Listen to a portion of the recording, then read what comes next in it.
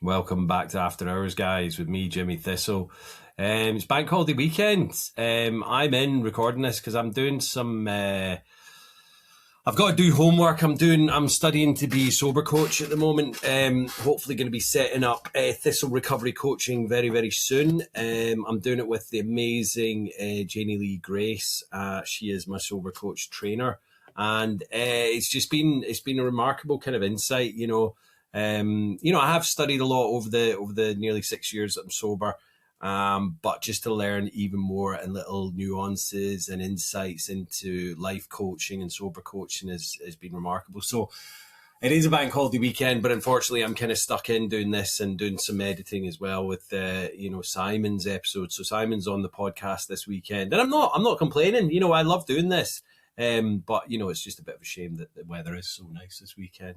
But Simon grew up not too far from where I grew up in Scotland. There is 10 years an age gap between us, but it was just interesting to see the kind of little similarities between our kind of drinking cultures that we grew up not too far from each other, both growing up in outside of Glasgow.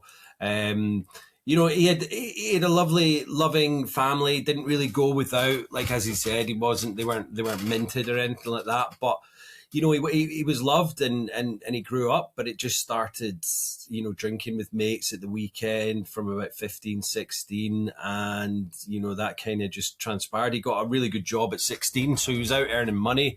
His friends were going to uni. Similar story to me, but he would just go and hang out with them at the weekend. But he started blacking out at quite an early age, like 16, 17, 18. He would just be out, still functioning, but not remembering anything because he was just, vacant. And that is a similar story with a lot of people. We talk about it in the episode where we have this kind of badge of honor that like, oh, it must have been a really good night because I can't remember any of it. And it's like, Jesus, if I went to work and I came home and couldn't remember anything of my day, I'd be going to the doctors. Do you know what I mean? Because it's a worrying thing that we have these blackouts and we don't remember a thing and like what could have happened to us. So Simon did go through kind of, a stage of that.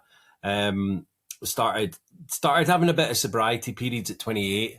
He started to think, well, is it my health? What's going on? I need to start sorting this out. And I think maybe friends, maybe family were saying, you do kind of push the boat out when you're drinking. So we did kind of start to kind of have, periods of sobriety, I suppose, sober curious, where he would go for like maybe 4 months, maybe 5 months, and then, it would kind of ramp up again. But,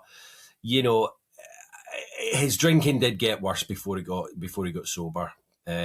So let's get into the episode, guys, and listen for the similarities and not the differences. See you at the end. Here comes Simon.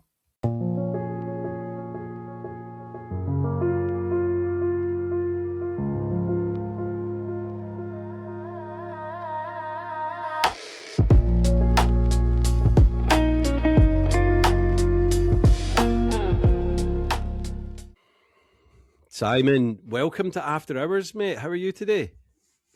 I'm good, thank you. How are you? Yeah, I'm good.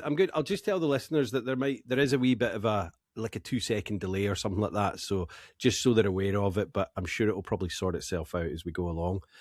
So no where are you at the moment? You're on holiday, aren't you? Yeah, so I actually live in Glasgow, but I'm just a wee bit north. I'm up in Calendar for a wee holiday. And it just so happens that the podcast was happening at the same time, which is totally fine. Yeah, well, good. I'm glad I'm not kind of encroaching into your holiday up there. But Calendar's a beautiful part of the world, and we kind of grew up in not too far away from each other because I grew up in a little village called Eaglesham. You grew up in Straven, was it? Yeah, that's right. Yeah. Yeah, and like it's baffling. Do you know what I mean? Because we grew up, and I'm sure our stories are probably going to be fairly similar. How old are you now, Simon?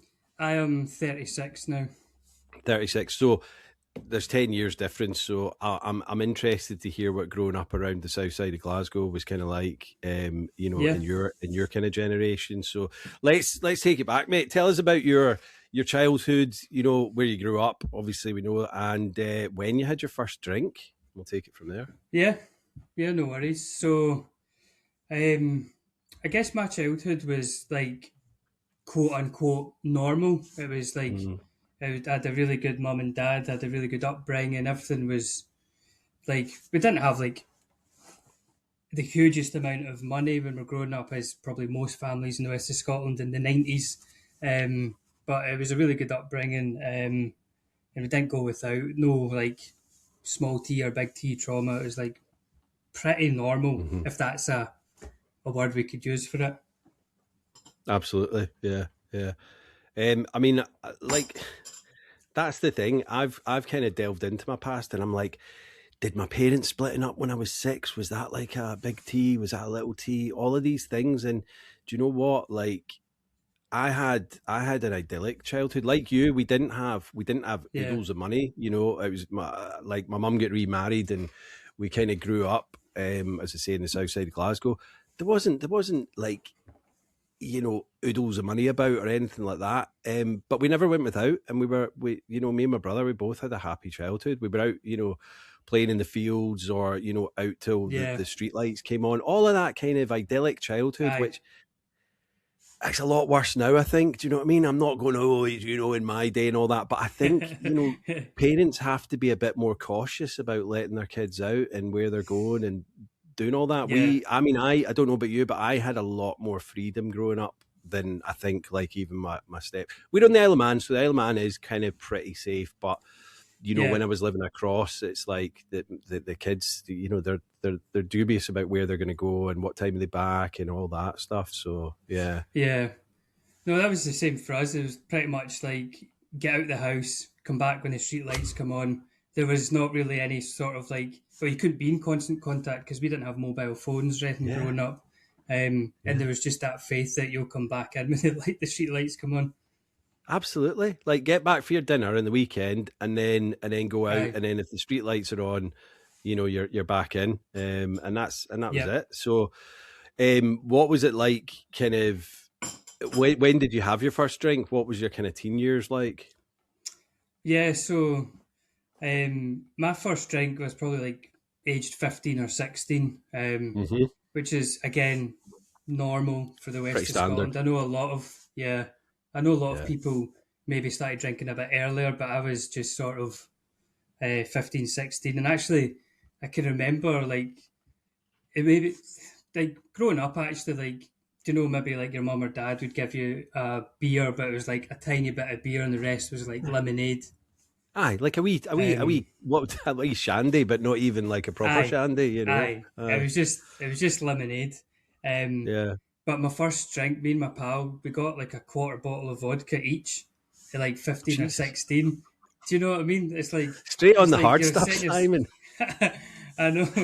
And it's like looking back, you're like, of course you're going to end up like totally a riot and not being able to like talk or walk. Um, Yeah. but I remember that being like my first proper drink. It's like, yeah, just straight onto the vodka, not the beer. Not the beer. No, I mean, we had Diamond White. I think me and McCrory's got like a 4-pack of like just the wee kind of bottles of Yeah. Diamond White, and we were leathered on that. So, what was the kind of situation with you? Did you just go like down the park or up the woods, or was it round at your mate's house? Or So because growing up in a small town, everybody kind of knows everybody. So you all hung about yeah, from like very young age to like older ages. So like when we'd be down, the usual go down the park, or 9 times out of 10, people would have an empty house, an empty. an That's what we empty, called it. And an empty. Yeah, yeah, yeah, yeah, yeah. um, and I was actually quite lucky in that respect that there always was. We weren't really out in the street all the time. Like I know a lot of people were just drinking every weekend in the streets, whereas we always kind of had somewhere to go. Hmm. Um, but yeah, and just when you're saying about Diamond White, our sort of thing was buying us like 3 litre bottle of cider and putting Yeah, like a wee bit of blackcurrant in the top, and then that was you. yeah, yeah.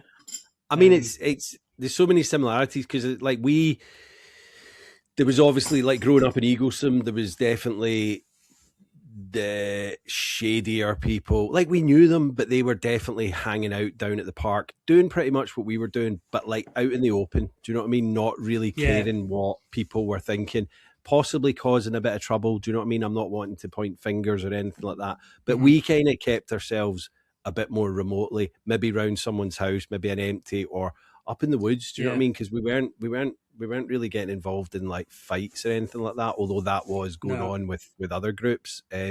But yeah, me and my friend, we moved on to the vodka pretty quickly. Like a glass bottle of Iron Brew, pour half out, and then pour a half bottle of vodka in. That was us for the night. And like, Yeah. obviously, my tolerance would went up pretty quickly, because there's no way I would have drank that on my first outing. Do you know what I mean? That would have been, Yeah. I'd have probably been in hospital, but that was like our little mainstay, that we would get that. I think, I don't know how much it was now, what it was then, but do you know what I mean? It was like, you could probably do that for like a tenner and then get some fags, and we're sorted for the Yeah. night. So yeah, so how did that kind of develop with, was your schooling okay? Did you stick in at school? When did you leave school? And Well,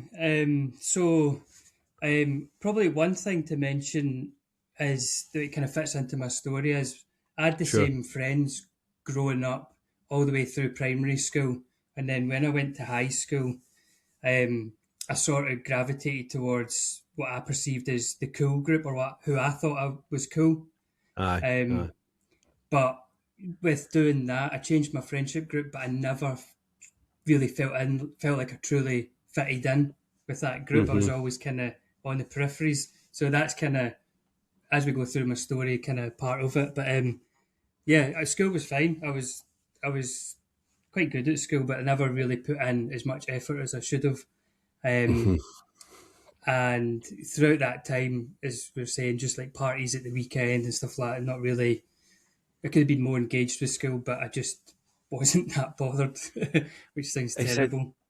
No, but it's a difficult thing. I think, like, we had one friend, and he went on to be um like pretty successful, you know. He went on Hmm. to be a dentist, and like, but he knew that from an early age. The rest of us were just kind of like, oh, I don't know what I'm going to do. I hadn't even got any aspirations of going to uni or anything like that. I was just more like you, just kind of enjoying the social aspect of school, like having different Yeah, groups of friends. Like, we had our main core of friends, but like the whole aspect of um knowing lots of different people, do you know what I mean, and being social in that respect, and being pally with lots of people, that was my kind of focus at school. You know, I really didn't, yeah, I could have done so much better, but I didn't have any kind of foresight to think, right, this is the rest of my life. I know my parents, my mum and my stepdad were like telling me that constantly, so it's not like yeah, I had an yeah. excuse that I didn't know.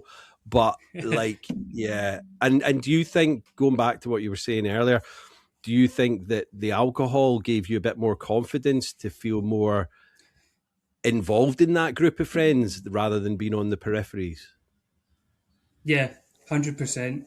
It Mm-hmm. gave, like, as a lot of other people in your podcast have also said, that like it just gave you that kind of confidence, that wee bit of like Yeah. um the Dutch courage they call it, but like, and it Yeah. just made me come out myself, and I could be funny, whereas when I'm not drinking, I was really quiet, reserved, and just kind of didn't really say much. Um, Yeah. so it made me fit into that group of people that I always wanted to fit into, even Yeah. though it was kind of an altered kind of version of me. It's weird, isn't it, that we think these are things that, I mean, people say, oh, the truth comes out when you're drinking. And you think, well, if this is what I'm like when I'm drinking, how can't I be like that when I'm sober? And I struggled with that for a long time, because I was like, well, it's actually me that's saying these funny things when I'm drinking. Why can't I say these things when I'm sober? Yeah, But it's because of that, like, what's the opposite of inhibitions? When your inhibitions are down, you're able to say stuff quite freely, whereas when you're sober, you're kind of like, oh, I don't know if I should say that, that's a bit off the wall, or do you know what I mean? it's yeah, it's it's weird, yeah, it's weird. So, like, I don't know about you, but I, like, drinking from an early age, it gave me that confidence. It gave me that kind of superpower to be someone, possibly someone I wasn't, but I thought this was the better version of me. And it's like, it's quite sad to think about it now. But do you know what? yeah, Like, I had good times and I had fun. But looking back, it was like, was that really me, or was that kind of just this, like you're saying, altered version of yourself? It's weird. Yeah. Yeah, I think for me it was sort of, or I look back and think that is sort of me, but it gave me that self confidence to be myself as opposed to like as I say, I was just so quiet and nervous, and I've Mm-hmm. I've got some notes here because I was got thinking back and stuff, and I always remember being like painfully shy and kind of Mm-hmm. always felt socially awkward and kind of scared, like even scared to like have like proper conversations with my pals. And then obviously being like 15, 16, 17, I wouldn't talk to girls and stuff, and like this alcohol just seemed like this is a solution. I can go and be Yeah. who I'm wanting to be. Yeah. Yeah. Yeah. But like, you tell me, what kid at like 15, 16, 17? There's obviously a few that are full of super confidence, and it's like, Jesus, how the hell did they get like that? But the rest of us are all just these shy little kind of awkward teenagers that, yeah, when they're in their close group of friends or their best mate, they can say whatever, but you make that crowd a bit bigger, and it's like, oh, suddenly it's like, I don't know what to say here, and then give Aye. yourself a Yeah. drink and you're fine. You're fine. It's crazy. Yeah. And that is obviously like the kind of be all and end all when you're that age, to be able to talk to a female. It's like, whoa, do you know what I mean? Yeah. Exactly. Exactly. Once you, That was the most like fear inducing sort of conversation you could oh, have. And then with alcohol, it's like, oh, no worries. absolutely, yeah. Like I could be this top lad and chat to women. It's so bizarre, and that's Yeah. kind of, I guess, why a lot of young people do drink. And it's obviously the same on the other side. The women are exactly the same. They're like, oh, I can't talk to a boy, or they've probably got a bit more confidence than us. But Yeah. it's just easy to get a little bit leathered and then do silly things and whatnot. But so how did you go on to uni, or what was your kind of your job situation then? So yeah, I didn't go to uni. I hadn't really planned on going to uni. I think, like basically, I was like as we spoke, I was really about being social and stuff like that, not really paying attention at school. And Hmm. then during school, all I really wanted was to have a job and a car, all the really kind of simple things. Yeah, Um, money so coming and in, because yeah, like the whole thought of uni for me was like, because I was already working, like I worked in John Menzies at the weekend. I used to have a paper round, and then it became like the uni thing was like, well, it's going to be so long until I'm earning money. Do you know what I mean? So it was like, I just want to go out and get like a full-time job. That was kind of my yeah, focus, really. Yeah, to get money. yeah, that was the same for me. And then an opportunity came along because I was doing graphic design and computing at school, and one of the local companies, a joinery company, were looking for somebody to operate the computers for designing staircases. And they came into my Right. computing class and said, "Oh, have you got anybody who might be interested?" Blah blah blah. So long story short, I eventually got picked, and I've done my last exam on a Friday, and by the Monday I was working full time.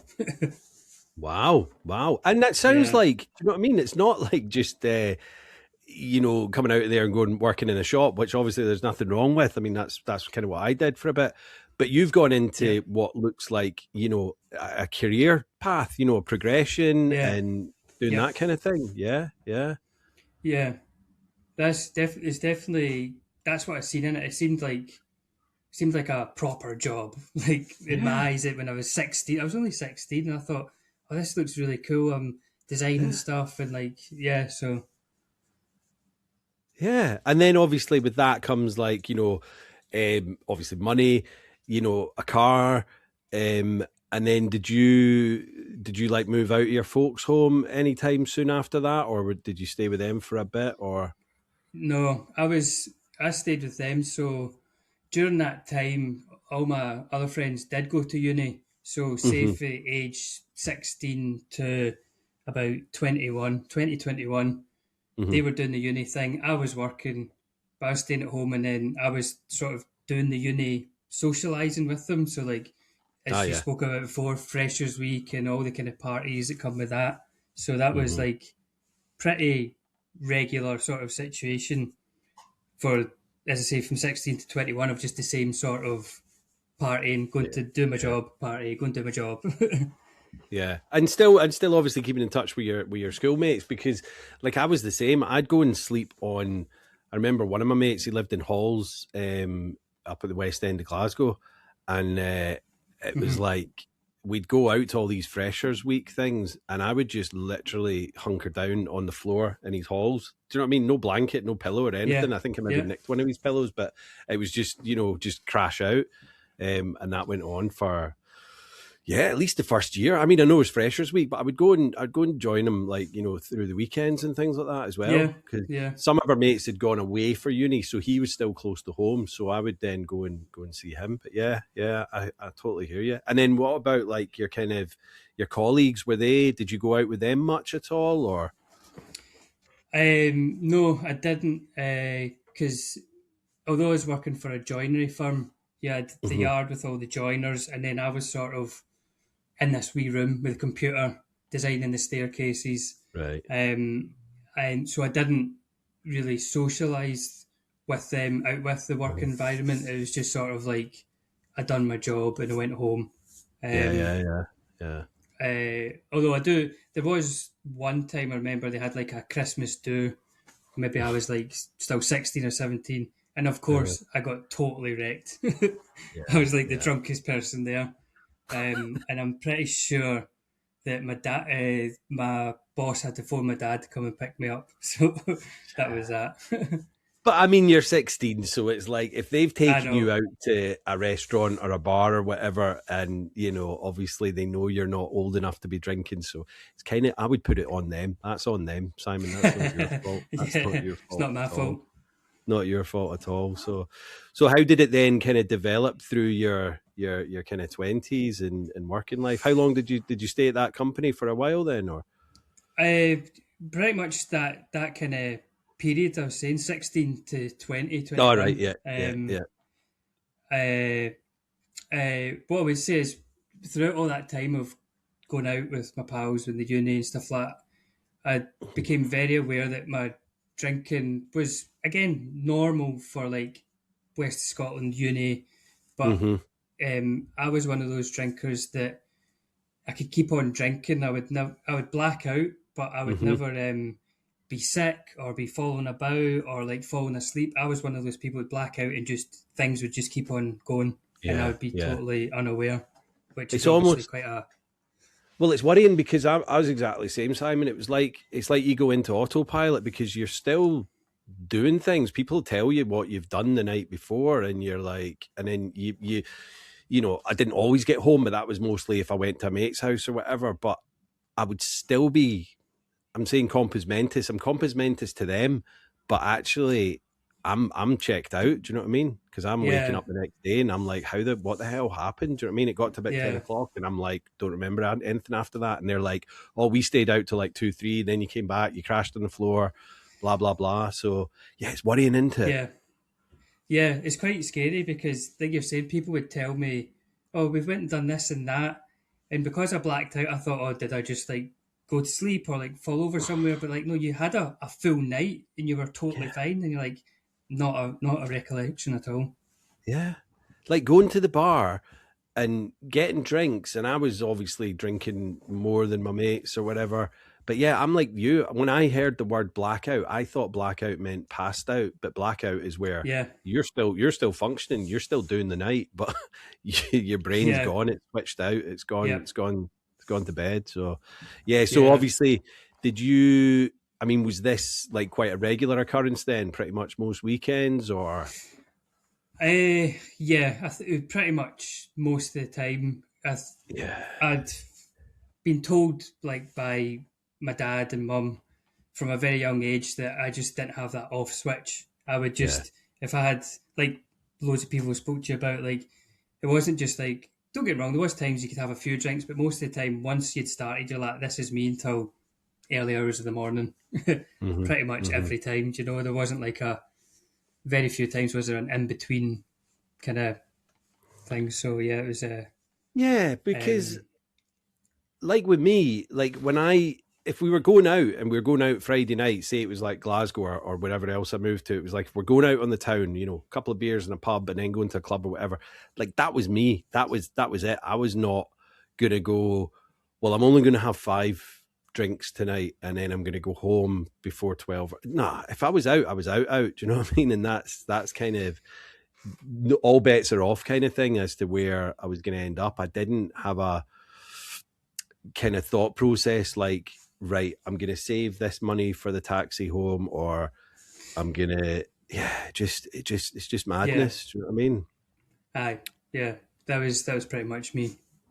And I guess there are obviously, so what I was going to say was, and I've spoken about this before, do you think your friends, like, did you do anything like really nefarious or like, stupid, and your mates were going, oh, Jesus, Simon, you were an absolute mess last night? Or was it just that you were blacked out and you were kind of just cracking on with the night? Yeah, no, there was nothing like kind of unusual. It's like, as you say, I was blacked out, but I still functioned. Like people could tell I was drunk, but like I was never Mm-hmm. like, "Oh, you're out of control." It was just sort Yeah, of, yeah, yeah. you just crack on, and like nobody would really. And then all of my friends were doing the same thing, excessive drinking. So behaviors Yeah. weren't really unusual within our circle. It was like it was all normalized amongst us. So if somebody Yeah, was there was too never drunk, it any wasn't. judgment from them and going, oh, Jesus, Simon, you were absolutely mashed last night or whatever. Yeah, Yeah, it's just what yeah. we did. Yeah. So did you start to think, I mean, I'm going to put words in your mouth. I guess you didn't think Mhm. it was a problem because everyone else was kind of doing that. Yeah, I black out, but I'm still having good nights if I can remember some of it.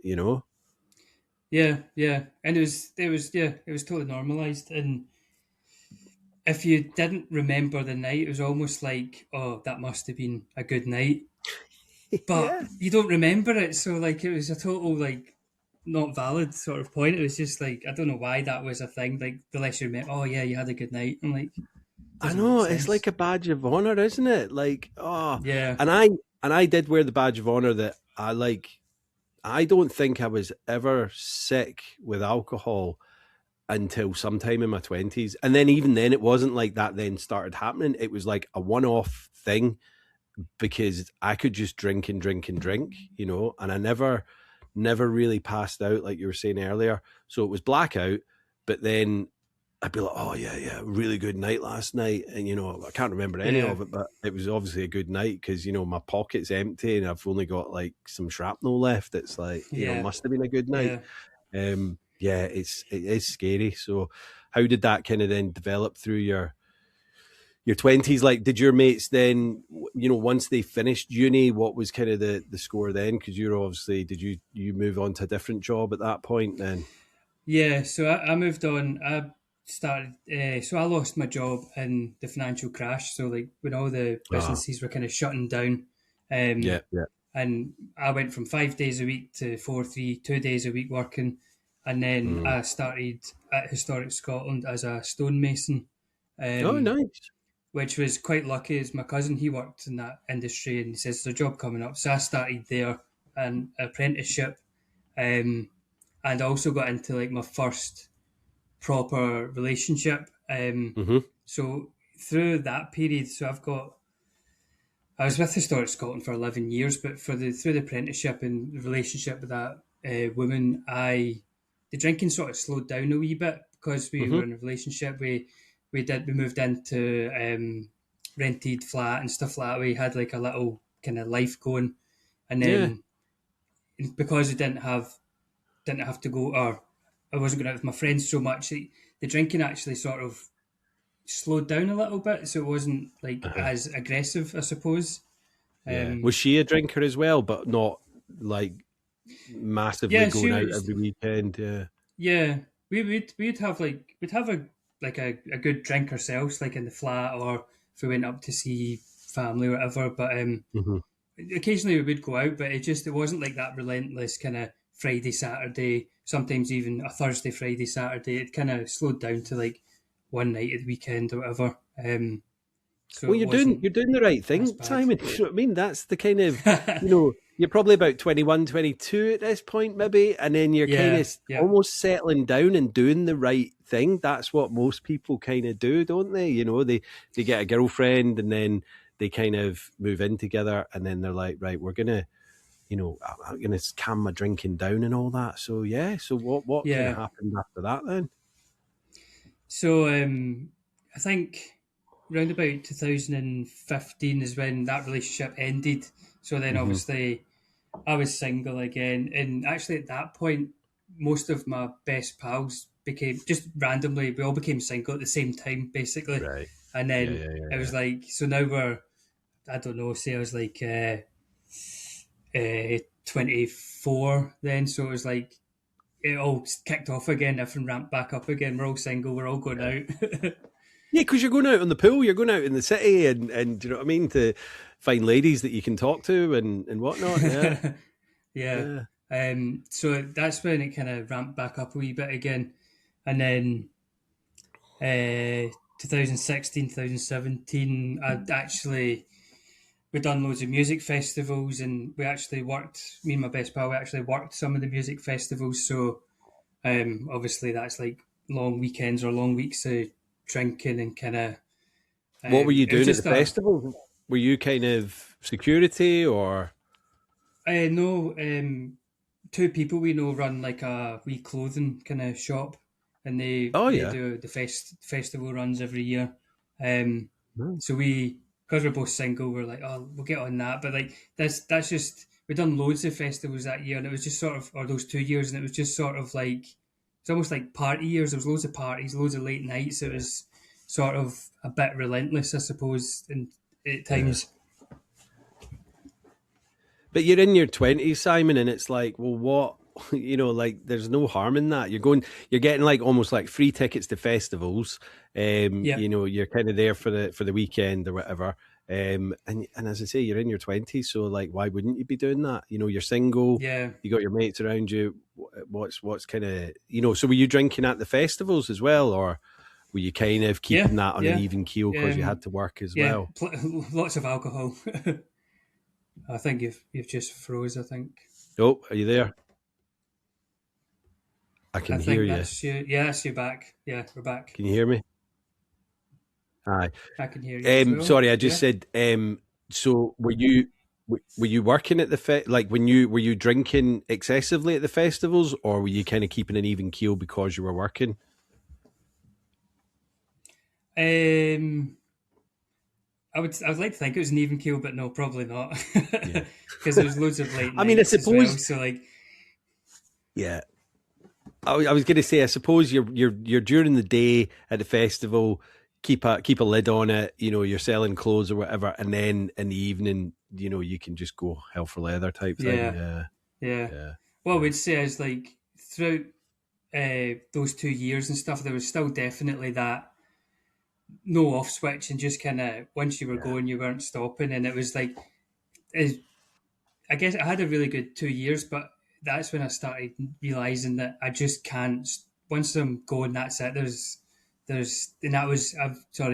I started realizing that this was a regular occurrence, and that was happening all the time, pretty much. Yeah. It's as I said before, like there are people that do have that off switch. They've got that sensible head on. They're like, I'm only going to have 5 or 6. Like my wife, she rarely drinks, and if she does, she's only going to go out and have, like, you know, maybe 5 or 6 drinks tops, and then that's her, because she knows, like, I don't want to get completely smashed. So yeah. So what are we, 2015, 2016 now? So. Yeah, so 2016, 2017, I would have been, I can't do quick maths in my head. I think, actually, I don't know. 28, I think. Would be about 28. Yeah. So obviously mid late 20s. Were you kind of, so you're doing your stonemasonry as well, and you're single. And then, just out and partying with your mates. How did that kind of then go on? Was it all right? Or? Yeah, it was. They just like, more of the kind of same sort of patterns, and then a couple of like short-term relationships in and out. But this is during. So I started like doing work on the side, thinking about maybe starting my own business, and it was during this time that I started like taking wee periods off, like a month off or 3 months off drinking, and I really started thinking that I didn't think I had a problem as such, but I was very aware that I was trying to find ways to stop, and I was going through that whole sort of like excuses to pals. Oh, I've got somebody to pick up, or I'm driving, I've got this thing on tomorrow. So I was definitely trying to like subconsciously slow down my drinking a wee bit. And mum and dad as well, they chatted to me a few times that, look, you're really drinking a wee bit too much. And I never thought I had a problem. I just sort of took it on board, but kind of ignored it, which was a shame because they were just like looking out for me. Yeah. But through that time period is definitely when I started trying to take breaks and doing a bit of sobriety and kind of subconsciously realising it's not really working for me. Yeah, and I mean, that's really commendable. And I know you're probably thinking like maybe for health reasons, or your parents have said to you. And when you were doing these little kind of periods of sobriety, what were your mates saying to you? Like, would you just, as you said, you'd make excuses, or would you just not bother going out with them, or would you go out and be sober with them while they were drinking? Yeah, I would go out and I would just, as I say, make an excuse that I need to drive later or whatever. But I always found it really difficult. And don't get me wrong, a lot of these situations where I went in with that intention, and as soon as I was there, I was like, oh, I'll just get us a pint, and then that was it. I was just going to drink instead. It was really difficult to actually put that plan into action, and it wasn't. They talk about peer pressure. I can't remember if it was your podcast that somebody was talking about the peer pressure, how you think it's your friends, but it's actually the voice in your head wanting to fit in. It was Anna Donaghy last week, and it was a really astute, thing. And she was saying we worry about peer pressure, but actually we're doing it to fit in. We want to. It's our own peer pressure. It's our own pressure that's putting ourselves on it. And it's. I know what you're saying. Like, if you're not fully 100% committed to going out and staying sober, it's so easy or difficult to stay sober. It's so easy to just go, get us a pint in, and then you're like, I'll do it next week. Do you know what I mean? Because at the point, you're probably thinking, I don't have a major problem here. I just need to cut it down for a couple of weeks or whatever. Yeah. So actually tonight I'll have a couple of pints, and then I'll start that sobriety next week or whatever. So So how did that kind of go for you? There was a lot more failed attempts. As you say, you get to a situation and then you're just like, I'll just start drinking. It was sort of like. So I've just lost my train of thought there. I had a point to make. No, you're all right. It'll come back, I'm sure. No, it's totally gone. No, but I mean, like, it is tough when you're. I cut myself off when I got sober this time. I cut myself off from going out with mates. I mean, I was over here, so a lot of my mates were across in the UK, but I would definitely not put myself in a situation where I knew that I might be tempted, because I just thought. I was committed at that point, and it sounds like you weren't ready to make that big step. You were just doing it as little 2 month here, 3 month there, or whatever. And it's, unless you're fully committed, like I was saying, I just couldn't go in a pub for a long, long time, because I knew that if I went in, it'd be so easy for me to just go, I'll just have one, or I'll have a non-alcoholic one. And then if I had a non-alcoholic one, I'd be like, well, I'll just have a little half, or a vodka and Coke or something like that. And it's always, you just think, I'm just going to have one. But then it's all bets are off. Well, with me it was anyway. So I think a lot of the time, if I had like been sober for a month or 6 weeks or whatever, and then I did have an occasion where I ended up drinking, my brain sort of was like, oh, you've ruined your streak, so what's the point? And like, it was always that, well, the next thing that came up is that, well, you drank last week, you've ruined your sobriety, so you might as well have this. You'll start it again at some point. and it was quite defeatist almost, I suppose. It is, and that's the like. There's a lot of people like that when they do day counting, and I day count. I'm like, and I think that when they do have that relapse or lapse, whatever they want to call it, it becomes like they're like, oh my God, I can't do this. This is too hard. So I might as well just keep drinking. Do you know what I mean? Because they're like, well, I had 60 days and now I'm back to square one. And it's like, well, what's the fucking point? I might as well just keep drinking. Do you know what I mean? And that's that mental obsession kind of playing with you the whole time. And it's like so easy to just, because like if you've just had one day where you've drank with your mates, you can just go back and be sober the next day. Like, but people think they've built this massive big barrier up again, and it's like it's really not. Just get sober again, you keep doing it. So, how long did you kind of do those kind of little stints of sobriety? Then was that like over a year or a couple of years, or? I would say that was over quite a few years. So I would say so after 2017, so 2018 to 2020, just before COVID, I spent a lot of time taking wee stints of sobriety, on and off, like pretty consistently. I was, as you say, I think you're right. I wasn't quite ready, but I was trying to like. You're sober curious. You're sober curious. Yeah. And did you what were your habits like when you were drinking at that point? Were you drinking daily, or was it still just a weekend thing with the mates? Were you drinking on your own at any point, or? No, it was just binge drinking at weekends at that point, right up to COVID. But then I think for a lot of people, this COVID is where their drinking habits changed, and it was after COVID, which we'll get to, which is when I got into my worst period of drinking, we'll say. Yeah, COVID was just, I mean, I got sober in COVID, like in the summer of 2020, but the first 6 months of that year were just an absolute car wreck, train wreck, whatever you want to call it.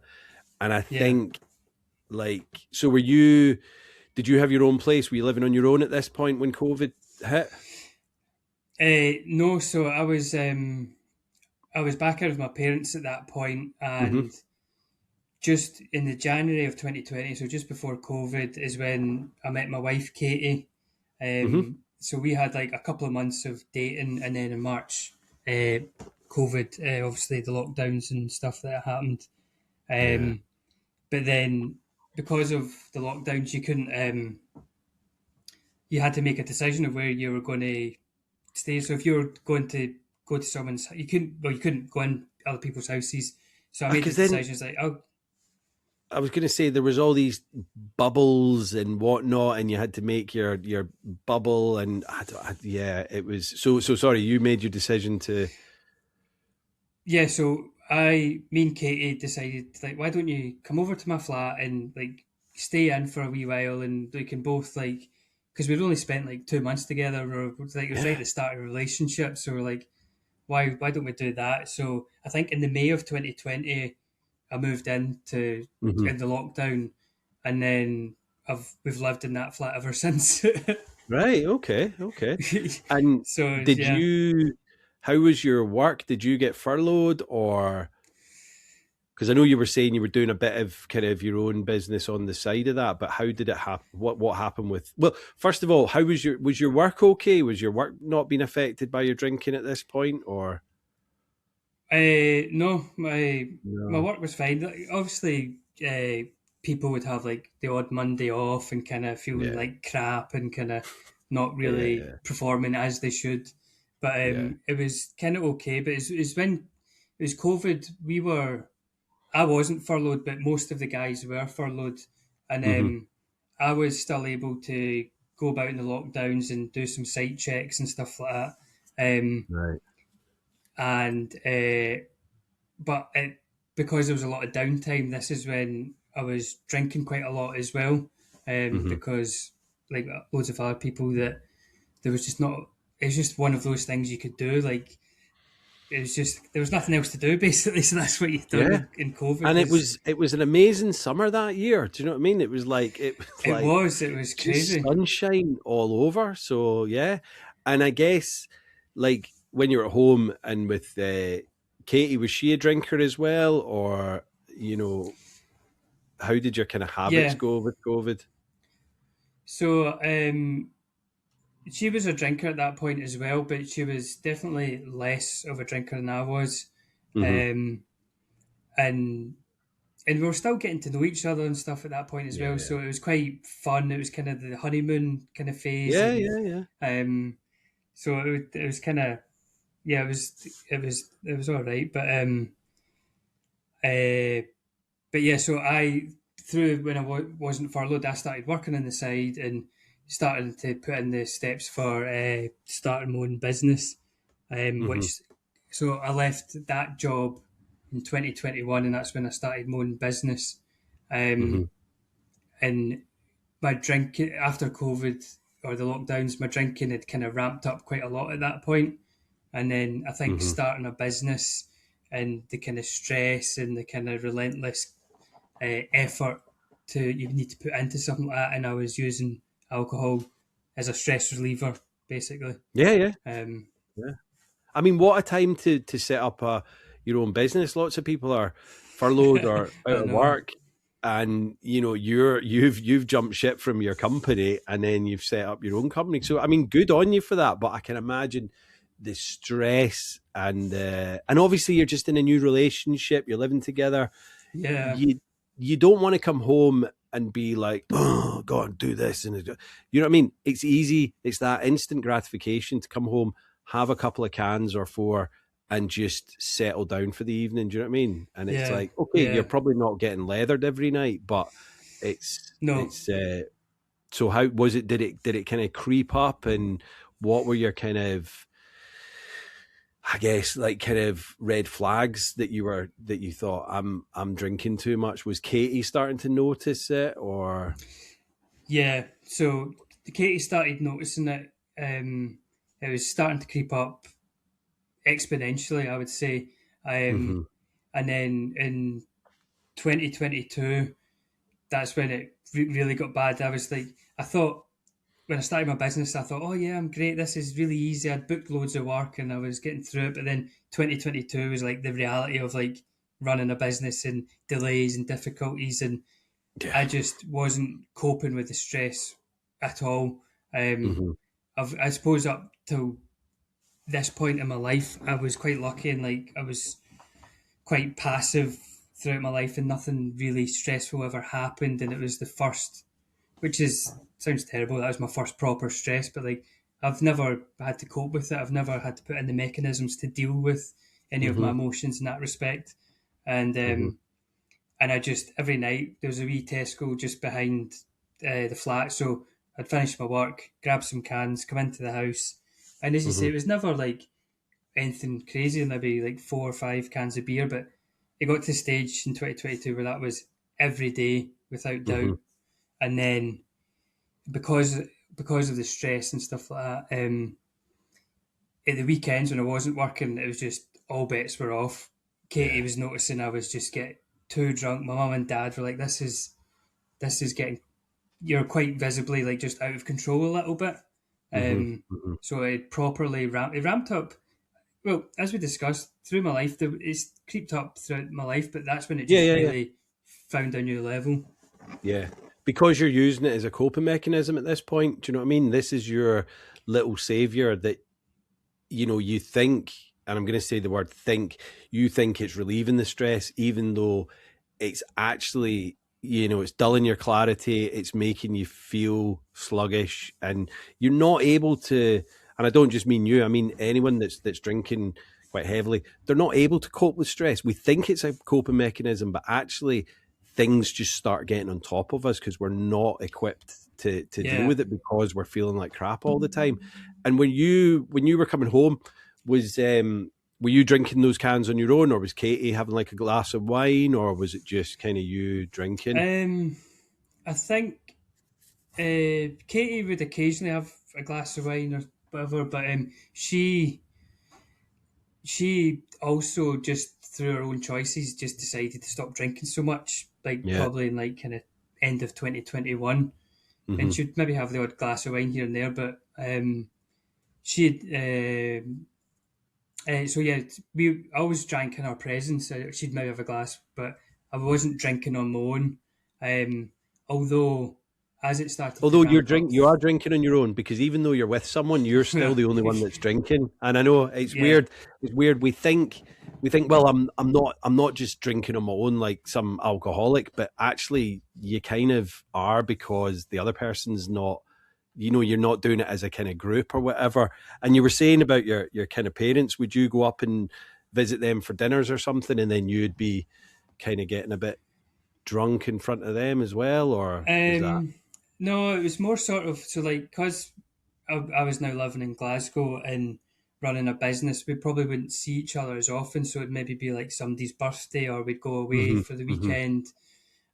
One time in particular, it was my mum's birthday, and we went up to Fife, mm-hmm. and that's when they noticed that for the long weekend I was just like drinking quite a lot. Drinking, yeah, yeah. Yeah, and it was I was like, oh yeah, I'm fine. It's not like, but it was looking back and like without because at the time I'd like deny it, but no, it's all good, I'm fine. But it's like Mm-hmm.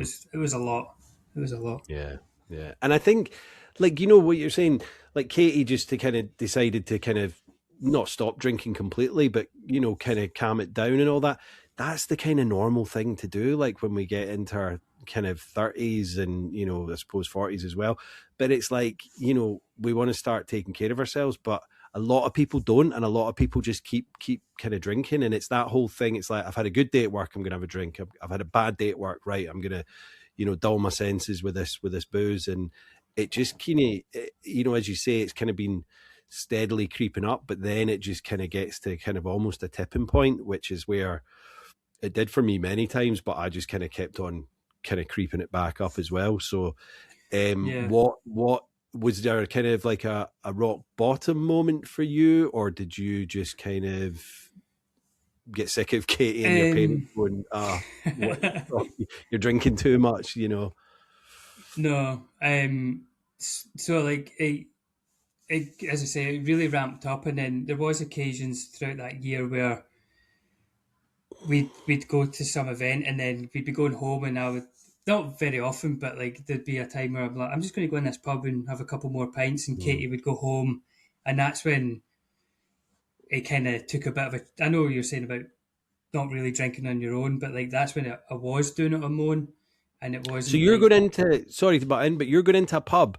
Katie's going home, and you're going into a pub where not your mates are in there. You're just going into a pub like to kind of just have some drinks. Yeah.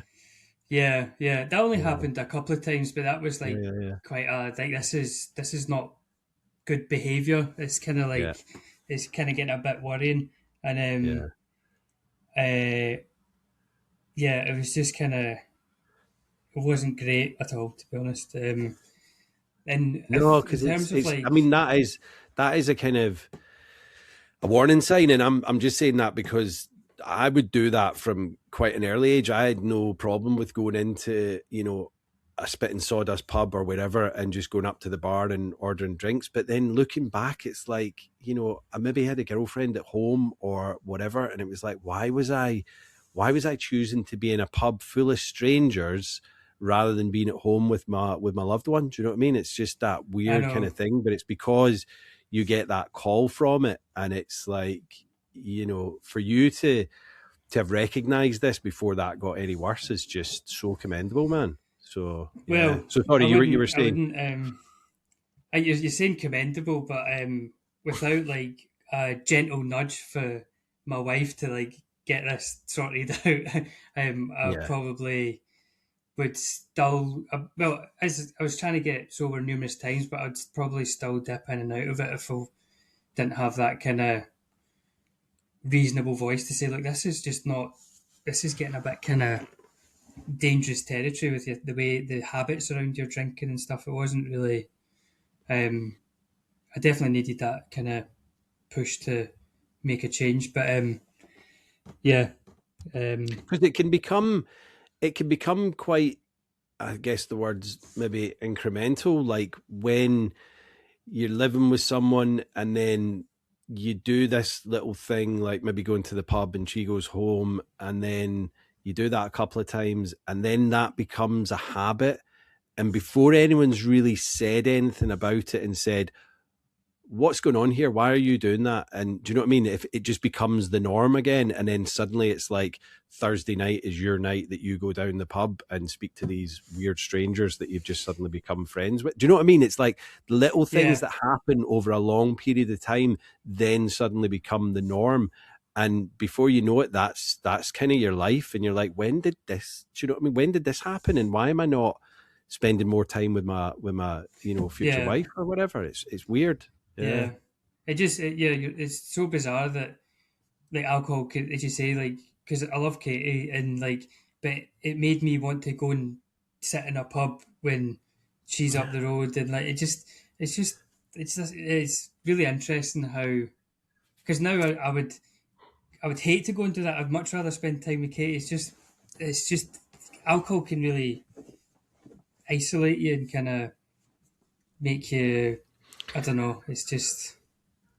It's well, you know, if you want to call it a disease, but it's a disease of like isolation. It wants you on its own, and it does that, and it's so weird. And I know that, like, you know, when you're living with someone, you don't spend all your, you know, working living time with them. Do you know what I mean? But you know, if you're going out on a Friday night or whatever to be in a pub rather than being at home, and it happens all the time. It happens with so many couples, and they just kind of put up with it. And it's like, well, why are you not doing stuff together at the weekends? Because you work all week and you want to spend a bit of time with each other. And it's like, why are you going down the pub? I don't know. That's just me, but it sounds like you'd rather be at home than going down the pub. But you're thinking, well, shall I probably get like a bottle of wine from the shop or some beers from the shop? But actually, I could just nip in here. I'll only go in for one. And I'm sure that one became like, you know, 2 or 3.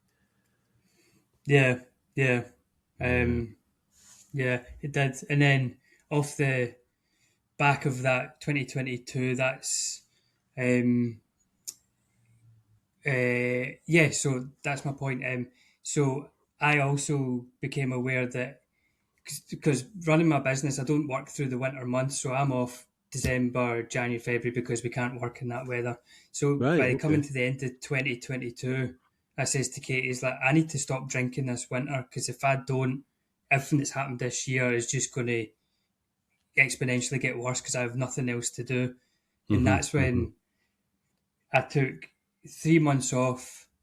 At that point, after 2022, and because I knew it'd get out of hand if I didn't make that kind of change at that point.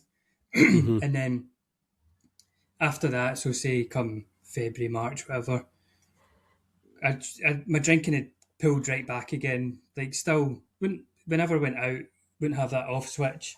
But it was the July of that year where this is when I started to become really aware of like my relationship with alcohol, because me and Katie, we've got a camper van, we went up north to do like a 2-week holiday, and Katie unfortunately had food poisoning, so I was sort of like left to my own devices. So I was like, we're at the campsite, so I'm like a couple of cans of beer and like thinking I was enjoying myself, but then I'd get to the point where I'm just sitting on my own, drinking, not talking to anybody, and then I'd go to bed.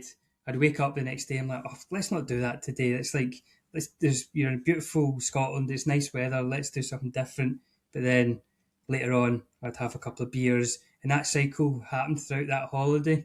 And then I was just really aware of how like I didn't want to drink the next day, but then I ended up having a drink the next day, and it wasn't excessive. It was just like that lack of control of like not wanting to do it. And then at the end of that holiday, we had a wee music festival, and which was good fun. But like, I woke up on the last day of the festival, and I said to Katie, "Look, I'm done with drinking," and that was my first proper 7 months no alcohol stint of like proper sobriety, I'll call it, because wee bits in and out, but that was like the longest time I'd ever been sober. And that's when, at the time, like the pink cloud, I was like so enthusiastic. I was running away in the camper van, hiking, doing sunrise hikes, doing cold water plunges, like it was that sort of honeymoon sobriety phase. Yeah.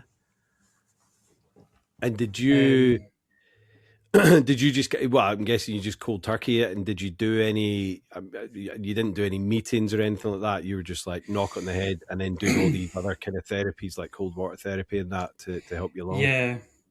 yeah. So I just kind of white knuckled it, and like, don't get me wrong, like, although I was in that pink cloud sort of phase, I always said to Katie, like, through that period, I could walk past a pub and see somebody with a pint and go, my brain's always like, I could definitely have a pint right now. So I was sort of like white knuckling it. I was like, just trying to, like, one day after the other. Yeah, I was quite, but I was like, it was hard, but it was also easy because I was just so enthusiastic. And Yeah.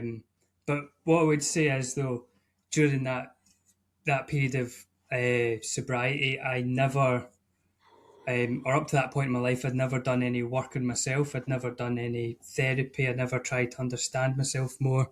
Mhm. And as it turns out, like, a lot of my drinking's based around like self-esteem and what I think of myself and like coping mechanisms. So although um, I was sober for that period of time, I very quickly dropped back into old habits because I hadn't explored myself and tried to put in measures in place to not go back into that cycle, if that makes Mhm. sense.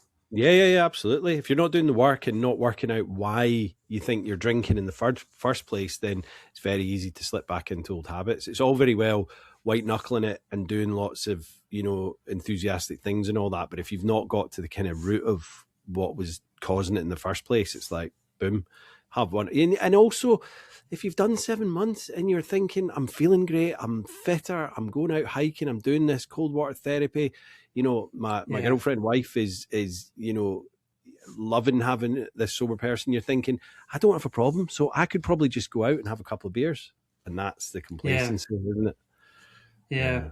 And at that point, Katie really fell in love with that version of me. Yeah. Because prior to that point, when I was drinking, like, our communication was like not healthy because alcohol really affects the type of mode that my brain's in. So like, a lot of the time I'd be in like kind of adaptive child mode where I'm just like, oh, everything's unfair and nobody's that kind of Yeah. You're not listening not to great. me, and why are you always moaning? And yeah. And plus, Yeah, she's not actually seen that full side of you because, like, as you said, you both kind of moved in together just at the beginning of COVID, and that's when your drinking yeah, kind of ramped up. So what, she had like 3 and a bit years of, then she's suddenly seen this new kind of better version of you, not better yeah, version, but like the kind of 2.0 version of Simon. Yeah. yeah. Yeah, you're right, because like, for the start of the relationship, although we got on really well, communication was bad. She just seen a version of me where alcohol just became more and more of a thing. And she, at that point, Yeah. she's probably thinking, "Oh God, who have I got in a relationship with?" And then Who have I got I go involved with through, here? Yeah. yeah, yeah, and Yeah. then that first stint of sobriety, she's like, "Oh wow!" And all the communication issues kind of got rectified at that point, but I Mm-hmm. hadn't done the work on myself. So then we, uh, after that stint of sobriety, the first point of drinking was my friend's stag do in Hamburg. Um, Right. so yeah, so it was quite heavy, and then from that point, it was just normal service resumed with drinking. Yeah. Communication went back to where it was, and it just kind of. We also, although we did also get married in 2024, Right. and so we had some celebratory occasions, and but from that stag do throughout that year, it started ramping back up again, and Mm-hmm. communication started getting worse. And then we had a sort of like honeymoon in New Zealand for 6 weeks at the end of the year, Mm-hmm. and we just the communication, like, we got on, like, we still got on fine, but the communication and the way I was regressing back into that adaptive child, and just like, Mm-hmm. it's because I hadn't, like I say, done the work of myself, so I knew how to deal with my own shit, basically, if that makes sense. It Mm-hmm. just kind of, and alcohol dulls all that down and just sent me back to the kind of communication styles of my wife. It's the That first are port not of call, healthy. isn't it? It's like that's Yeah. the first thing we go to, especially when we're in that early stages of it. It's like, even though we know our life and our communication with our significant other, and our work. I'm sure your work was your business was booming as well at that point, because you weren't kind of Yeah. you were more kind of focused on it. But like it's just our easy option. It's that, instant gratification. And how was your own wedding? Were you drinking at your wedding, or were you quite Yeah. behaved Yeah. on that? Yeah. There was a lot of alcohol over the weekend. Don't get me wrong. So, but it wasn't Gonna say like, it's a Scottish um, wedding. It's like madness, isn't it? yeah. Well, we actually had actually where we're staying tonight is where we got married just down the road. Nice. And it was quite a small wedding. There was only like 14, 15 of us, so it wasn't like a big wedding, but Uh-huh. we hired a house. It was a long weekend, great weather, loads of alcohol, so it was quite. Yeah. Um, I guess nobody was behaved in the alcohol sense that weekend. No, but it's not also like you've got like, hundreds of people and you're up on the stage, and then, because I've been to Scottish wedding where, in fact, it was the guy that was the dentist, and his wedding was this beautiful mad big affair. It was down at Yeah. what's the Rabbie Burns hotel place called down in Ayrshire? Anyway, it was Bridge, Bridge, Bridge of I Allen, is can't. it? Bridge of Allen? N- No. Anyway, no, something like that. But aye. he was just absolutely steaming. Do you know what I mean? Like doing Yeah. the first dance. They both were. And I mean, it was just like, we were in our 20s, so it was just a kind of bit of a hedonistic wedding, but it was amazing. Everyone was just absolutely leathered, and him and I think he blacked out as well, so I don't think he remembers much of the reception, but Yeah. that's how it goes, And I'm not kind of saying, oh, all Scottish weddings are like that. Of course they're not, No, but they do like a drink, so yeah. I And would did say you have a stag do as well? 99%. Yeah, No, 89%. no. So we actually kind of got married in the sly. We went into City Chambers with my sister and our partner, and just got married. Kept it quiet. Then told everybody, the 15 people, we went up to this little house and Nice. had a celebration. So I didn't have a stag do. I didn't want to have a stag do because I was just, again, through this time period, although Yeah. drinking was a thing, I was still aware that I was less in control of my drinking habits. So I didn't want to risk that, I suppose. No, and you didn't want to get tied to a lamppost naked or something like that. Do you know what I mean? No, So definitely not. definitely not. Yeah, yeah. So um, where did it kind of go after that then? So you're married and yeah, so we had the kind of honeymoon at the end of the year. Mhm. And once we came back, my communication was just really bad, and like I wasn't drinking a huge amount, but like as I say, because I hadn't done any of the work on myself and like the stress of work and like just basically, I think basically I've never. I know I'm 36, but I'd never grown up. I'd never put Mhm. in the. I just drank, always had fun. I was like I'd never grown up, so um, our communication was really bad. And then in March of last year, um, with a lot of push from my wife, which is totally understandable, was like, you need to stop. And I was like, I need to get some therapy just to like work out what's going on and stuff. Mhm. And apart from a handful of occasions, I've pretty much been fully sober since the end of March last year. And Well I've done. had zero alcohol since August last year, but it feels a lot more different this time. It's not as pink cloud. It Yeah. just feels more normal. It's more like what I need to do. I need to put in the work. Yeah. Yeah. No, well done, man. That's awesome, because once you kind of start doing the work and once it just clicks, do you know what I mean? It's like, yeah, you get some people that need to be in meetings for the rest of their life and all of that. But you know what? It's an individual journey. And for me, I had to do the meetings for, at least the first year. But yeah, now it's like it's just the norm to not drink, and it sounds like you're kind of getting to that point as well, because you're not hankering after it. You've done the work in yourself, and you've gone, why was I drinking? And I bet you're feeling like you're actually starting to kind of grow up, kind of mature, and get your life in order. And that's just amazing. It's an amazing feeling. And it's so weird that you think, all I've done is give up one thing, one silly little thing that like everybody kind of does. And we're made to think that this is like the norm. And it's like, do you know what? It causes so much aggro and grief for people. It's like, why are people still doing it? I mean, I don't know what your thoughts on alcohol are, but mine are, it's just this pointless waste of time. Because if you were to say, like, people going out, they can't imagine having a night out. I know there's people that don't drink, but let's be honest, the majority of people that go out on a night out, they're getting drunk. Do you know what I mean? And that's like just the kind of norm. And it's like, but why do you need to do that? Why can't you just go out, be with your friends, have deep and meaningful conversations without the booze? And I know I've got a long way to go before people start realizing that, but I think people are starting to get it. You know what I mean? It's I think for myself, like most people, it's just kind of escapism, isn't it? It's like that's why they drink, is because they just want to escape reality or whatever stuff they've got going on.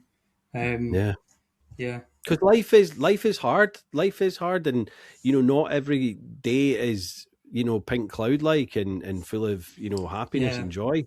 So it is easy to just kind of escape. But like I've always said, like people that are doing that, and that's fine, but if it starts becoming like a coping mechanism, then it's a slippery slope. Do you know what I mean? Like, and I think you were starting to find that, like, you had that 7 months and then went back to it, and it was like, right, obviously that kind of, not saying it was getting worse and worse, but it got bad enough that Katie had to say to you, I think you need to really knock this in the head. So how are you feeling now? Good. I'm feeling a lot. I think doing a lot of therapy last year, and it just feels a bit different. I feel less like kind of white-knuckling it, and kind of I understand myself better. And then when I look back at when I was drinking, it just fogs up like everything, and it's just like really brought me down to like a base level. Whereas when I'm like not drinking, like everything just is better, and my relationship with my wife is better, my work is better. And this time round with the sobriety, I just feel, as I say, it's less pink cloud, but it just feels more normal, and I'm more focused, and I don't feel like, I need to get to this date. I just know I'll get to that date. It's kind of, it's just more normal for me now. And that wouldn't have came without me understanding myself better and being able to grow up and be more aware of myself. Yeah, and I think when people are drinking, life is like peaks and troughs. Do you know what I mean? It's like this wavy line, whereas like what you're saying there, like my life, of course there's little bits of ups and downs, but it's more of a flat line. Don't want to say flat line, but do you know what I mean? It's more of a plateau. Life is kind of manageable, and there's some great times, but the dips where it goes down are definitely not as bad as they were when I was drinking, because they were just horrible. There's the peaks and troughs is like the dopamine, isn't it? It's like it's really good, but like the lows are much worse, whereas if you're more middle ground, it's like actually better for you. And I think even like, you weren't drinking like vast amounts through the week, and it's like, but even that, you think, oh, I'm just having like 4 or 5 cans, I'm all right, I'm not drinking heavily, but actually that is just depleting your kind of your dopamine all the time, and you just need to keep refilling that by getting more and more and more. And it's just, how was that Christmas then? How was Christmas and New Year there? Because obviously Christmas is quite boozy, and Hogmanay's boozy as well. Was that, because that's obviously your first sober one, was it? Or did you do one over the years, there's maybe been a couple sober, so it's never really been that much of an issue. We don't really have big family do's anymore, but this year we all went to Spain. Oh, nice. Yeah, so I went with my family, and my mum and dad know that they still drink, but I was really not bothered about it, and I actually felt really comfortable and what I wanted to do. And like, if I was tired, I'm like, look, I'm heading back to my apartment. Use crack on. Yeah. Yeah. So Christmas was fine. It's never really been a trigger point for me, I suppose. Yeah. And that's the thing. It's once you can start, knowing that, yeah, you can just check out and go home or go back to the apartment, and you don't have to stay out all night with these people drinking. And if you're okay with them drinking, but you check out, at the end of the day, yeah, they could be like sad that you've gone home. But actually, do you know what? Once you've gone, it's like, they're not going to miss you that much. I mean, obviously they're their son. They're going to miss you, but they'll crack Yeah, on with their yeah, night and they'll see you tomorrow, and it's no big deal. Do you know exactly. what I mean? And once you Yeah, start doing these little things like going out with people drinking and you're sober and getting to deal with it, it's not that bad. The anxiety of doing these things the first time is really bad. You're like, oh my God, people are going to be watching me and they're going to be wondering what. And it's like, nobody gives a shit. Do you know what I mean? They don't really yeah, care. They're only concerned about yeah, what's in their glass. And then, as the night goes on, you're like, right, I'm off. I'm going home. I'm going to get a nice early yeah, night and, go for a run the next day or whatever. So, yeah. Um, yeah. so do you think that that's you with the boozing? Is this like a kind of forever thing, or? I throughout my life, I've always viewed myself as being a non-drinker at some point. Um, Mm-hmm. so Mm-hmm. that is sort of like my goal. But going by how it's all been kind of 3 months here, 7 months, and now I'm on to like 10 months, Mm-hmm. 6 months since my last drink. It's all um, that's my plan. But like I have a history of like having a drink and having to restart my sobriety. But that is definitely the line I'm trying to go. Yeah. I've Yeah. learned so much the past year and how much I don't want to drink because it just really doesn't work for me anymore. Yeah. Um, It doesn't work for anyone. That's the thing. yeah, Timing, it really doesn't. They kid themselves. But it sounds like you've had that kind of almost like moment of clarity, epiphany that this time it is different because you've done the work and you've done the therapy, and it's like, well, you know what, like, why would I kind of go back to that again? Because I've done all this work now, and it's like kind of all for nothing. And like you say, I know you've done a longer stint in the past, but once you get past that, like, you're not long off a year now, you know what I mean? Because this part of yeah, the year goes before you know it, and suddenly it's spring and then summer, and you'll be like, shit, I'm nearly on a year now. And then once you get a year, you're like, fuck, like, why would I go back to that now? Because it's yeah, like, it's a good yeah, feeling to get a year under your belt. And then, I mean, don't get me wrong, you're suddenly like, oh shit, I've got a year. What do I do now? And you're like, well, just keep going, get 2 years. I mean, I'm still yeah, early days. I've just got 5.5 years now. And I'm like, shit, it soon adds up, man. It soon adds up, yeah, you know? yeah. That's definitely my therapist. She also went sober, and she's like, "You need to get to 2 years." She's like, "That's when it really just becomes like." Or The like norm. after a year, she says that's when you really feel like things are changing. But Yeah. when she got to 2 years, she's like, this is just not a thing for me anymore. Yeah, yeah. I mean, I still know guys that I went to like AA and NA with, and they still go, and that's fine on them. And I know that the meetings are still there should I need them. But once I got to like 18 months, 2 years, it was kind of like, right, I know now that I'm not going to drink again. You know what I mean? I know a lot of them in the meetings, and they're like, one day at a time and all that, and that's fine. Crack on, do that. But for me, I know in my heart that I'm never going to drink again, because why would I? Do you know what I mean? For what? For what purpose? Yeah, Like, I didn't even, I might have kidded myself in the times that I liked the taste of a whiskey or a vodka, or I liked a nice bouquet of wine. I drank to get shit faced, man. And that was the be yeah, all and end all. And now I'm so, like, the thing is, man, like 5.5 years, if I had a baby sham tonight, I would be leathered. So my yeah, tolerance is gone. Do you know what I mean? So I wouldn't be in a fit state, even after a couple of beers. I'd be out of it. So yeah, it's like, yeah, why would I do that? Because it's just pointless. So yeah. yeah, So Simon, yeah. do you regret getting sober? No, um, definitely not. I'm pretty sure everyone else has answered the same. Yeah, pretty much. Although I think I had someone that didn't fully hear the question right, and they were kind of like, "Oh," and then they went, "Oh, no, yeah, God, no, I don't regret it at all." Yeah. And what advice would you give to someone that was kind of, because you're still early days, but if they were just kind of sober Yeah. curious and having a think about, knocking it on the head, what would you say to them? I would say give it a go, and Mhm. like if you can do a month, that's great. But like in a lot of cases, a month is like the hardest bit. Yeah. Um, my first stint when I was 7 months sober is when I got to 3 months, and I just felt like everything started to make sense and lighten up. And Mhm. and if somebody's trying, and see if they do drink or whatever, it's like don't be like me and be like, oh, that's my streak ruined, because it's not. It's so untrue. As you said Mhm. earlier, like you can just that's just one night. Let's just start again. And the Yeah. more you tackle that in increments, the longer it will get. As like my example, 1 month, 3 months, 7 months, 9 months, is adding up. Yeah. Absolutely. Yeah.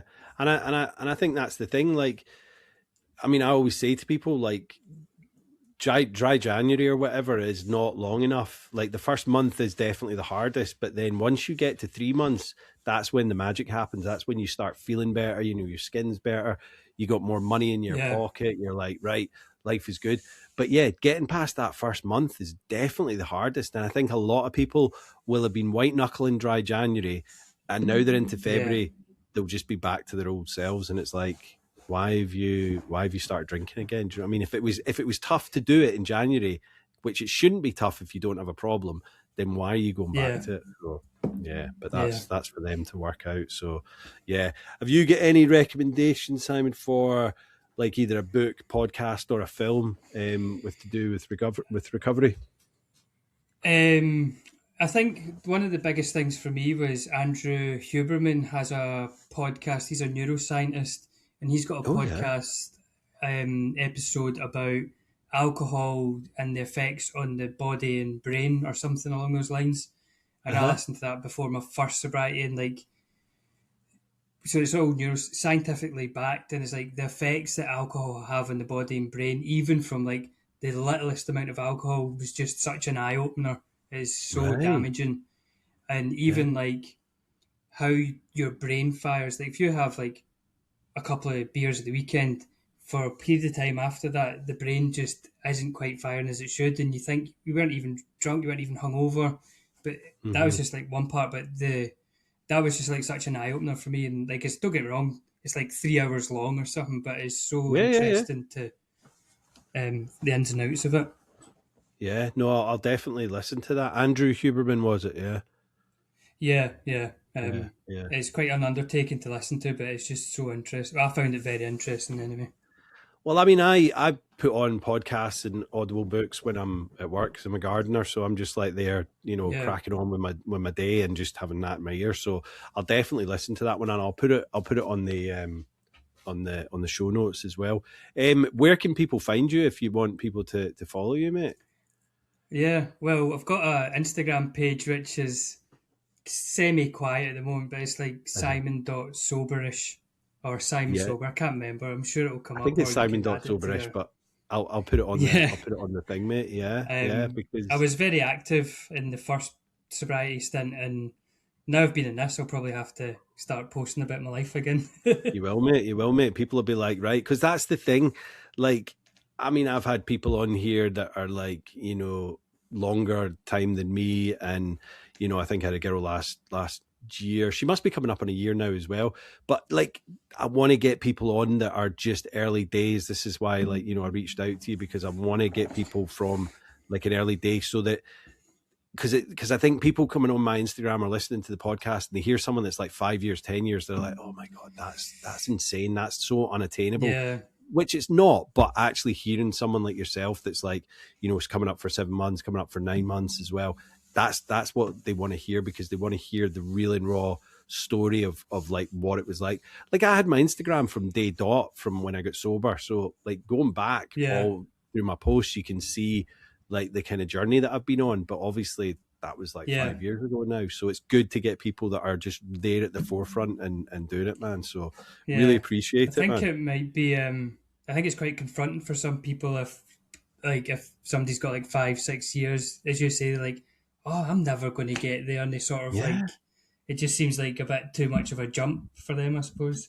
Absolutely. Like I remember when I first started going to the meetings, one of my mates was like, he was hosting it, and he was like, I think he just had 2 years, or he was 18 months or something. And even that was like, oh my God, that's so much sober time, because I couldn't get a week at that point. You know what I mean? So it was like, oh my Yeah. God. But now he's what, like, I think he's 7 years and I'm 5 years. So it's kind of almost like the same. Do you know what I mean? So like the more people like yourself that are out there saying, listen, I'm on 6 months, I'm on 7 months, I'm on 8 months, like you'll see people that are like day one and they're like, oh my God, right, I can get 6 months, I can do that. Yeah. So it's just building that kind of community more and more and more, because all the new people coming through, they need to have that kind of support, and you know, people like yourself can give it to them. So yeah, I appreciate it, man. Cool. Yeah. Well, thank you so much for coming on the podcast, Simon. It's been an absolute pleasure getting to know you, mate. And I appreciate your sobriety, and you know, all the best for, you know, the future, mate, and keep trudging away. Thanks very much, and thanks for reaching out to have me on. My pleasure, mate. My pleasure. Chat to you soon. Cheers, Simon. Cheers. Thanks very much. Bye-bye. Bye-bye. Thank you, Simon. Such a great episode, and thank you for, you know, taking your time to share your story with us.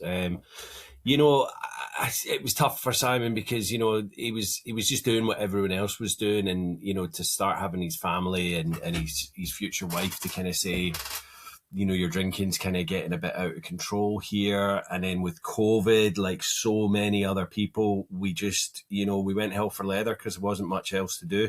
Simon was obviously still working, but then to start building a new business and starting a new business from scratch during COVID while his drinking was bad, such an amazing feat to kind of take on. But, you know, I think my take from this episode is how stress can build and build and build, and then we use alcohol as a coping mechanism, and that it does like for maybe 20 minutes the stress is kind of gone and you're like, oh my God, but it's more of a kind of placebo, as I've found from like reading, you know, William Porter's Alcohol Explained.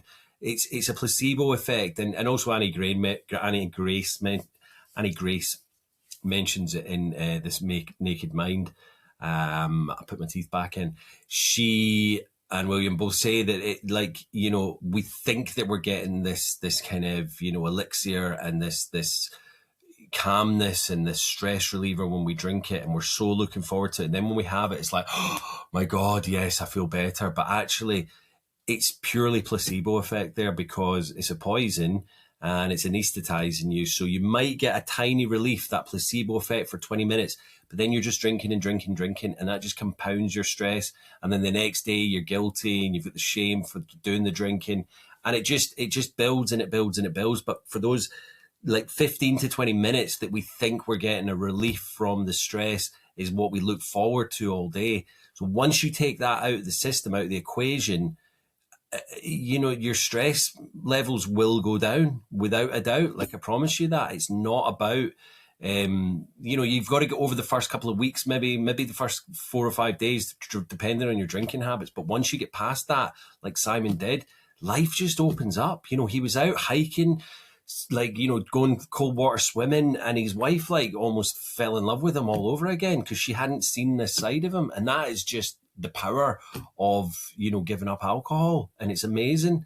And I just think, you know, to do that, and then to have a relapse, but then he knew that his mind was kind of made up and that this was how he was going to do it. He just needed to get past that. And, you know, well done, Simon, for doing that. Now, Katie and Simon are walking the Arran Coastal Way in Scotland for Community Alcohol and Drugs Service, NHS, Forth Valley and Ward B3 at Forth Valley Hospital. They had a member of their family was struggling with alcohol, and nearly lost their life. So they are raising for that charity. They're doing amazing. So it's I've donated some for it as well. So the link is in the description of the podcast. So please give generously, because it's an amazing thing that they're doing, an amazing charity, and just to help people out, because alcohol and drugs as well, they're just a horrible blight on our society. And, like alcohol is a drug, as I've said so many times before, and it is the worst one out of the lot of them. So for people to just think, oh, well, it's just a little bit of booze, it's just a little bit of alcohol, wrong. Nah, it's the biggest killer, and it's doing more harm, and it's not doing any good. So it's time we just kind of stamp that out and do things to stop it. So thanks again, Simon, for coming on the podcast. And just an amazing insight into your story. So thank you. Guys, as I say, bank holiday weekend, I'm stuck indoors, so feel sorry for me. Please leave a little message or a comment or 5-star review. Just helps more people get aware of the podcast, and we want to get it out there. We want to start winning awards and get it to the forefront, because this is where the stories are, guys. So please share the podcast, and if you're not liking it, if you're listening to it but don't like it, let me know what I can do differently. As I said, I'm gearing up for season 4. So many different good things in the pipeline, and guests being lined up, but we've still got quite a number of good guests coming on the podcast for the next month or so. I think we've got 5 episodes left after this one. There might be a cheeky little bonus one in there for you as well, guys. So looking forward to dropping those ones. But until next week, guys, stay safe, stay sober, and stay supportive. Love you all. Peace.